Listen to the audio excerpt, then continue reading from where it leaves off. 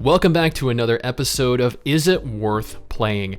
A series dedicated to finding the best and sometimes the worst MMORPGs on PC. Today, we're taking a look at a brand new free-to-play open-world Asian fantasy MMORPG called MIR4. This game just launched onto Steam on August 25th, 2021, and as of September 10th, is currently sitting at mixed reviews. If you want to stay up to date with all of the latest MMO releases, make sure to scroll down and click that subscribe button. That way you will never miss a video. Now, I don't think that I'm ever overly critical of an MMO.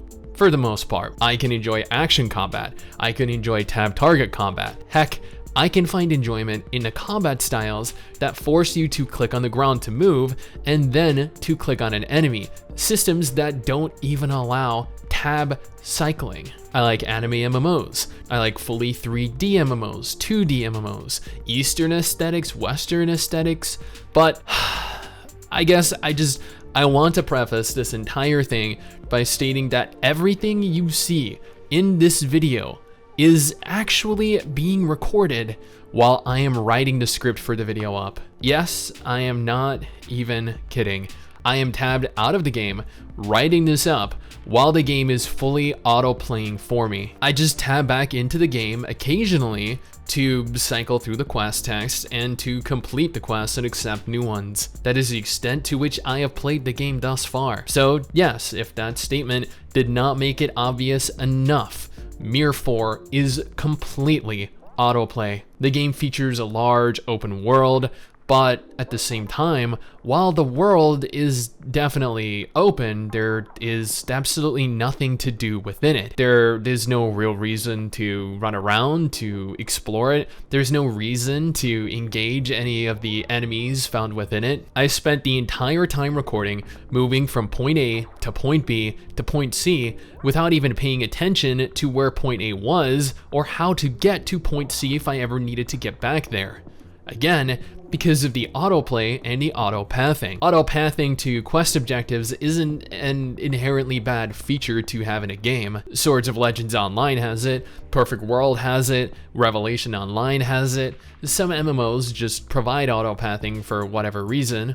And while I don't often make use of it, it isn't something that really detracts from the overall game. Sure, it likely means that there will be little to no purpose to navigating on your own, but as long as the bulk of the game requires active participation, that is all that really matters to me. Unfortunately, that is not the case with this game. You auto-route to the next quest objective, whether that's an NPC or a monster. After making it to your objective, you begin talking to the NPC or auto-engaging enemies in combat. You cycle through your abilities without having to pay attention to what ability does what or which combos with which.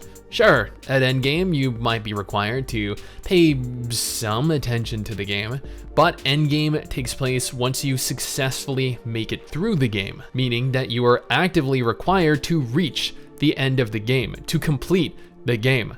You are physically required to sit through what is arguably one of the least interesting, the least engaging, least interactive PC MMOs that I have ever had to play. And I have personally played through games like V4 and A3, which honestly, while not much better in terms of autoplay, at least required a semblance of one's attention as to not die. The combat in MIR4 is some of the most atrocious that I have ever come across. Sure, the abilities look decent enough, not nearly as impressive as other titles like PSO2 New Genesis or Swords of Legends Online or Elion, but better than your average mobile MMO, which, you know what, really isn't seeing all that much or setting the bar very high.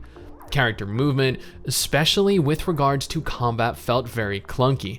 Movements weren't nearly as fluid as other games released in the last year or two, especially when compared to PC exclusive titles. Unfortunately, since you weren't actively required to engage with the game really in any capacity whatsoever, you couldn't actively dodge enemy attacks, you didn't have to click your own abilities. The game consisted of auto-routing to your quest objective, proceeded to auto-attack all of the enemies you needed for your quest, and then would auto-path you all the way back to the NPC. Again, entirely autoplay. I will give MIR4 one thing though. While the combat looked and felt very underwhelming, the environments you moved through all looked pretty good. Well, for a cross-platform MMO anyway. If I compared this to other mobile games that I have played recently, like Punishing Great Raven, or even Genshin Impact that launched last year, neither of which are MMOs by the way, this looks so substantially inferior in every aspect, both looks and plays. Honestly, I would have loved to have dedicated an extensive amount of time to this game. Truly, I love MMOs with an Asian aesthetic like this. Like, I played through all of Swords of Legends Online. I played through probably 60, maybe 70 hours of Moonlight Blade. I invested 2 entire years into Perfect World back in 2008. These types of games are right up my alley.